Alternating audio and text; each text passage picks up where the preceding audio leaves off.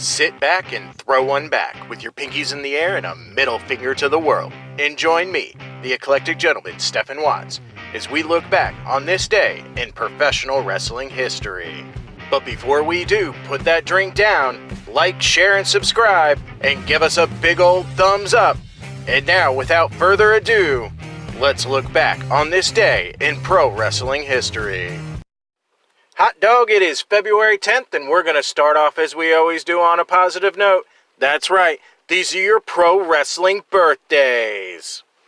1955, gentleman Chris Adams. 1959, the baddest man in the business, Haku. 1971, a man I got to share a ring with, Louis Spicolli. 1983, Ishimori. Of course, on the flip side of that coin, your pro wrestling deaths for February 10th. 1973, Everett Marshall. 1984, David Von Erich. 2003, Kurt Hennig. Alright, enough of the sad stuff. It's time to get to the meat and potatoes. That's right, it's time for your pro wrestling history highlights for February 10th.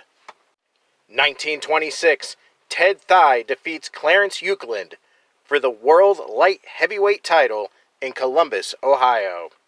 Fast forwarding 21 years to 1947, that same title changes hands when Martino Angelo defeats Danny McShane. But don't feel bad for Danny McShane. 9 years later, Danny McShane defeats Bull Curry for the NWA Texas Brass Knuckles title in Houston, Texas. 1967, Pedro Morales and Ricky Romero defeat Hard Boiled Haggerty and El Sharif to win the World Wrestling Association World Tag Team titles in Los Angeles, California.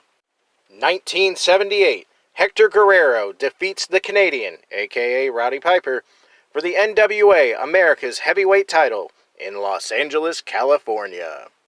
1979, Giant Baba defeats Abdul the Butcher for the AJPW PWF Heavyweight title in Chicago, Illinois. 1990, Super Fight, an event co-promoted by rival promotions All Japan Pro Wrestling and New Japan Pro Wrestling, takes place in front of 63,900 fans in the Tokyo Dome. 1992, Kamala defeats Koko Beware for the held-up USWA Unified World Heavyweight title in Memphis, Tennessee. At the same event, Brian Christopher defeats Tom Pritchard for the USWA Texas Heavyweight title, ending Pritchard's second reign. Christopher would be the last champion as the USWA stopped using the title formerly used in world-class championship wrestling. And last but not least, 1993, Ric Flair makes his last WWF appearance for nearly 9 years at a WWF event in Dortmund, Germany. WWF champion Bret Hart defeated Flair to retain the title at that show. On the January 25th edition of Monday Night Raw, taped January 18th, Flair lost a match to Mr. Perfect in which the loser had to leave the WWF. Flair wrestled only on house shows for the next month, mostly working with Hart.